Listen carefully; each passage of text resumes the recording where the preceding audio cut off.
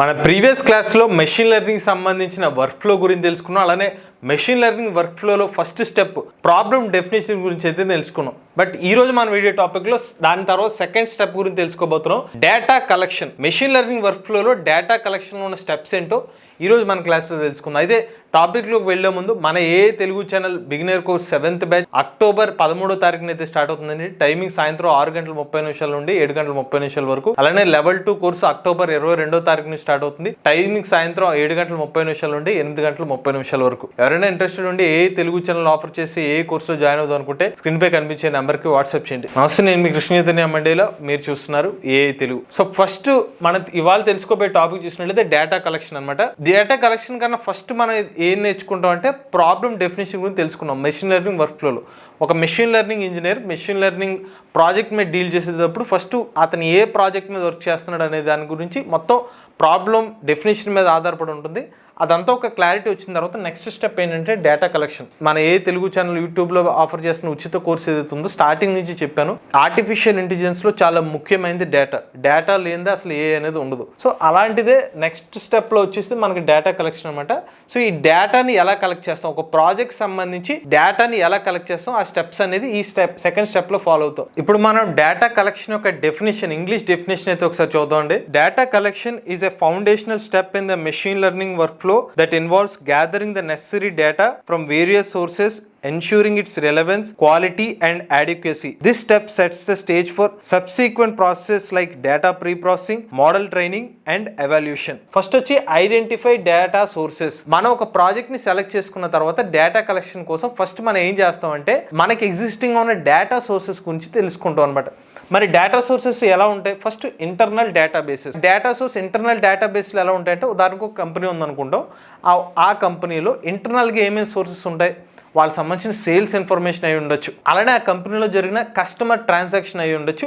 అవి మనకి ఇంటర్నల్ డేటాబేసెస్లో మనం ఫస్ట్ చెక్ చేసుకునే డేటా అనేది ఇక్కడ చెక్ చేసుకుంటాం. సెకండ్ వచ్చి ఎక్స్టర్నల్ డేటాబేసెస్. ఎక్స్టర్నల్ డేటాబేసెస్ అంటే అర్థం ఏంటంటే మన అవుట్ సైడ్ నుంచి ఏం డేటాని కలెక్ట్ చేస్తున్నాం. ఉదాహరణకి అవుట్ సైడ్లో మనం ఓపెన్ డేటా సెట్స్ అయితే ఉంటాయి. ఒక పలానా సంబంధించిన ఒక ఇన్ఫర్మేషన్ కావాలంటే ఓపెన్ డేటా సెట్స్ బయట అవైలబుల్గా ఉంటాయి. దాని ఇన్ఫర్మేషన్ మనం ఎక్స్టర్నల్ డేటా సెట్స్ కింద పరిగణించవచ్చు.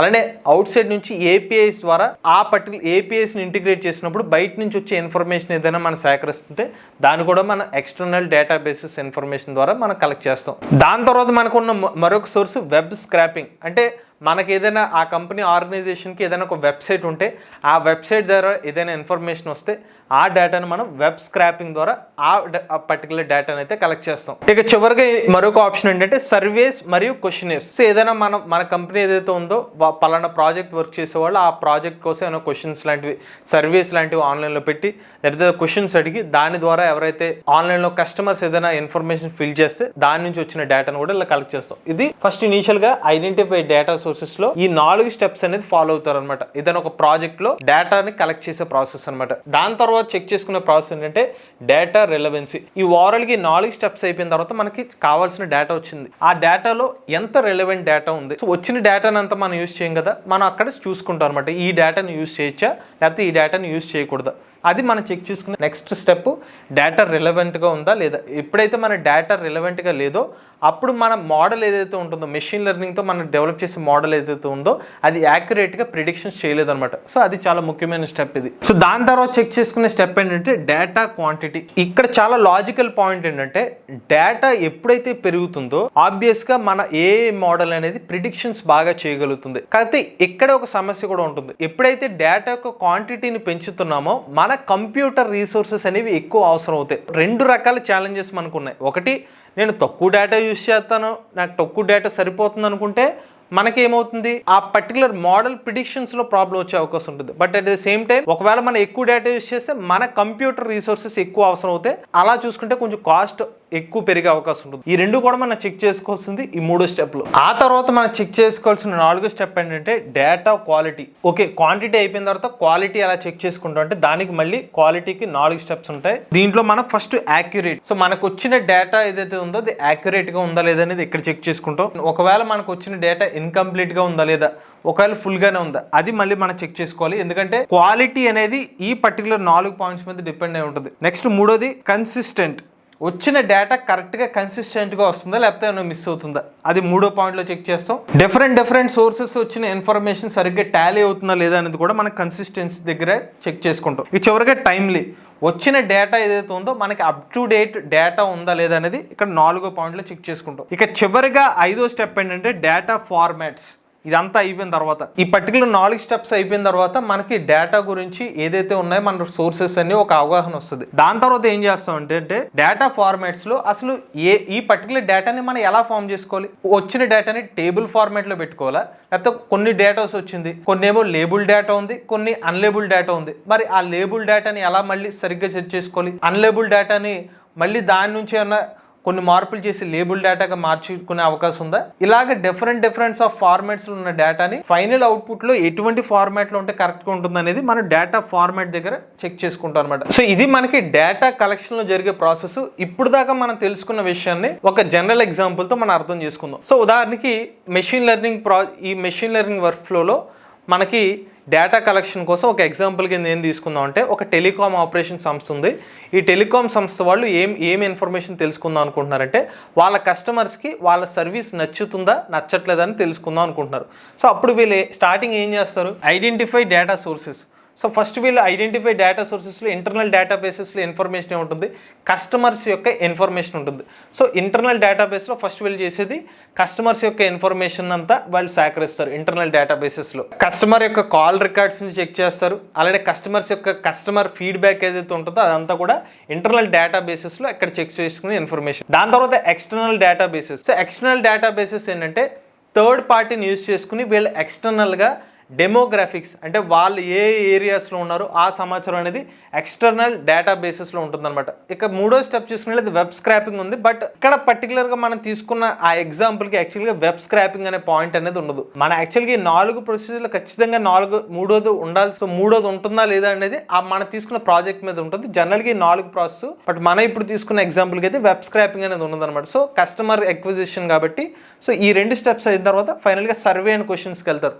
సో సర్వే అండ్ క్వశ్చన్స్లో పలానా కస్టమర్ నుంచి ఏదైనా ఒక సర్వే ఫామ్ ఫిల్ చేయమని చెప్పి అడుగుతుంది చూడండి, దాని నుంచి వచ్చిన ఇన్ఫర్మేషన్ అయితే ఓవరాల్గా ఈ ఐడెంటిఫై డేటా సోర్సెస్లో ఇక్కడ నుంచి మనకి కస్టమర్ సంబంధించిన డేటా అయితే కలెక్ట్ చేస్తాం. దాని తర్వాత మన డేటా రెలవెన్సీలో ఏం చేస్తాం, వచ్చిన కస్టమర్ డేటా ఇన్ఫర్మేషన్ అంతా కూడా ఎంత వ్యాలిడ్గా ఉంది ఇదంతా చెక్ చేసుకుంటే, ఓకే పలానా వాళ్ళు కాల్ రికార్డింగ్లో వాళ్ళ కాల్ రికార్డింగ్స్లో ఏ ఇన్ఫర్మేషన్ వచ్చింది అంటే కస్టమర్స్ కాల్ చేసినప్పుడు వాళ్ళకి సంబంధించిన ఫీడ్బ్యాక్ ఎలా ఉంది ఇదంతా కూడా వీళ్ళు డేటా రెలవెన్సీ దగ్గర చెక్ చేసుకుంటారు. దాని తర్వాత డేటా క్వాంటిటీ, వచ్చిన ఇన్ఫర్మేషన్లో ఎంతవరకు మనకు ఉపయోగపడే ఉంటుంది, సో ఆ సరిపోతుందా లేదా అనేది డేటా క్వాంటిటీలో చెక్ చేసుకుంటారు. అంటే వీళ్ళకి వచ్చిన ఇన్ఫర్మేషన్ కాల్ రికార్డింగ్స్ కానివ్వండి, లేకపోతే వీళ్ళ కస్టమర్స్ డైరెక్ట్గా టెక్స్టువల్ రూపంలో ఇచ్చిన ఇన్ఫర్మేషన్ కానివ్వండి, దీంతా క్వాంటిటీ చెక్లో చేసుకుంటారు.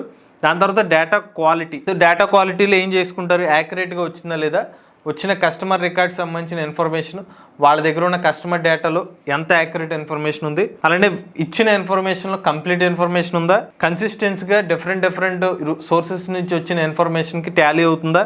నెక్స్ట్ టైమ్లీ ఇన్ఫర్మేషన్, వచ్చిన details up to date customer data వచ్చిందా లేదా అనేది ఇక్కడ చెక్ చేస్తారు. ఫైనల్గా డేటా ఫార్మాట్స్, ఇక్కడ వీళ్ళు అంతా వచ్చిన సమాచారాన్ని ఎటువంటి రూపంలో, అది టేబుల్ ఫార్మాట్లో పెట్టాలా లేకపోతే నార్మల్ టెక్స్ట్ ఫార్మాట్లో పెట్టాలా, ఇదంతా కూడా వచ్చిన అక్విజిషన్ ఆఫ్ డేటాను బట్టి ఫైనలైజ్ చేసుకుంటాం అనమాట. ఇలా వచ్చిన తర్వాత మనకు ఒక ఐడియా వస్తుంది ఎంత డేటా వచ్చింది, దీని నుంచి మనం ఫైనల్గా ఎంత అవుట్పుట్ తెచ్చుకోవచ్చు ఆ ఇన్ఫర్మేషన్ అని చెప్పి. డేటా కలెక్షన్ ప్రాసెస్లో మెషిన్ లెర్నింగ్ వర్క్ ఫ్లోలో సెకండ్ స్టెప్లో ఫాలో అయ్యే అన్ని స్టెప్స్ అనమాట. దీని తర్వాత మనం డేటా ప్రీ ప్రాసెసింగ్ గురించి తెలుసుకోవాలి యాక్చువల్గా మెషిన్ లెర్నింగ్ వర్క్ ఫ్లోలో, బట్ దాన్ని మనం ఇంకొక సెపరేట్ టాపిక్ కింద తీసుకుంటున్నాం. సో అందుకని మనం 4th టాపిక్ గురించి తెలుసుకుందాం. సో అది డేటా ప్రీ ప్రాసెసింగ్ అనేది ఈ వర్క్ ఫ్లో అయిపోయిన తర్వాత మీకు సెపరేట్గా చెప్తాము. బట్ ప్రజెంట్ అయితే మనకి 3rd పాయింట్ కాకుండా 4th పాయింట్ నెక్స్ట్ క్లాస్లో తెలుసుకుందాం. అదేంటంటే మెషిన్ లెర్నింగ్ ని యూజ్ చేసి మోడల్ బిల్డింగ్ ఎలా చేస్తాం అనేది మనం నెక్స్ట్ క్లాస్లో అయితే తెలుసుకుందాం. మనం ఇప్పుడు దాకా చెప్పిన ఈ డేటా కలెక్షన్ గురించి, ఈ పర్టికులర్ రియల్ టైమ్ ఎగ్జాంపుల్స్ ఏమైనా మన ఇన్ఫర్మేషన్ తెలుసుకోవాలంటే మాత్రం మన ఏ తెలుగు ఛానల్ ఆఫర్ చేస్తున్న ఏ బిగినర్ కోర్సులో అయితే జాయిన్ అవ్వండి. సో మన క్విజ్ క్వశ్చన్స్ లో ఫస్ట్ క్వశ్చన్ చూద్దాం అండి. What is the primary goal of the data collection step in the machine learning workflow? Options: A, to preprocess the data, to gather relevant and sufficient data, C, to train the machine learning model, D, to evaluate the model performance. Data collection స్టెప్లో machine learning వర్క్ ఫ్లోలోని data collection step యొక్క primary goal ఏంటి? Answer B, to gather relevant and sufficient data. First మనం relevant మరియు sufficient డేటాని సేకరించడం. Second question, which of the following is not consider a source for data collection in machine learning? Option A internal database, option B web scraping, option C sensor data, option D model training. Data collection లో source కోసం దీన్ని consider చేయింది ఏంటి?